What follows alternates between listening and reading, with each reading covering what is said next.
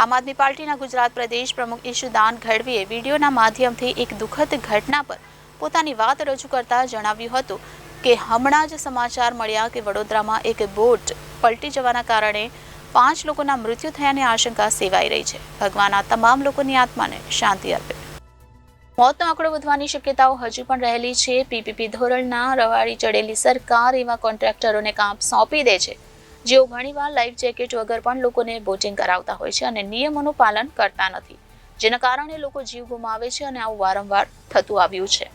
દુઃખદ બાબત એ છે કે આના પર કોઈ ધ્યાન દેતું નથી। મોરબી બ્રિજ ઘટના હોય, લઠ્ઠાકાંડની ઘટના હોય કે અમદાવાદમાં પણ આવી ઘટેલી એક ઘટના હોય, આ દુર્ઘટનાઓ બાદ એ કંપનીઓને બ્લેકલિસ્ટ કરવામાં આવે છે અને તે જ કંપનીઓને ફરીથી કામ સોંપવામાં આવે છે।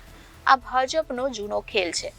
મુખ્યમંત્રી સમક્ષ માંગણી છે કે આ ઘટનાના જવાબદાર લોકોને એક દાખલારૂપ સજા આપવામાં આવે અને ફરી ક્યારેય પણ આવી ઘટના ન ઘટે તે માટે તંત્રમાં જરૂરી સુધારા કરવામાં આવે।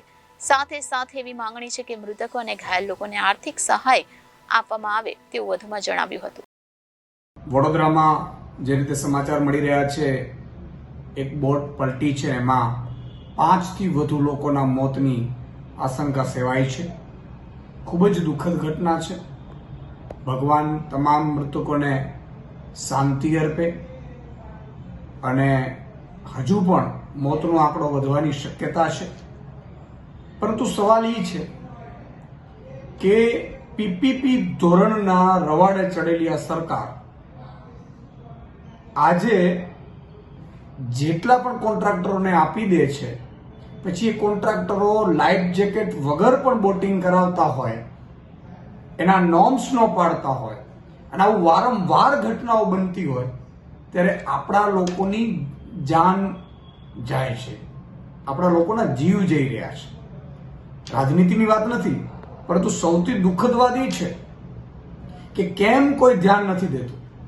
મોરબી બ્રિજ ઘટના હોય, લઠ્ઠાકાંડ હોય કે પછી આવી બોટ દુર્ઘટનાઓ કે આ પહેલા પણ અમદાવાદમાં પણ આવું જ ઘટના બની હતી અને એ જ કંપનીઓને પાછી બ્લેકલિસ્ટ કરવામાં આવે, પાછું એમને કામ સોંપવામાં આવે। આ ભાજપનો પુરાનો ખેલ રહ્યો છે।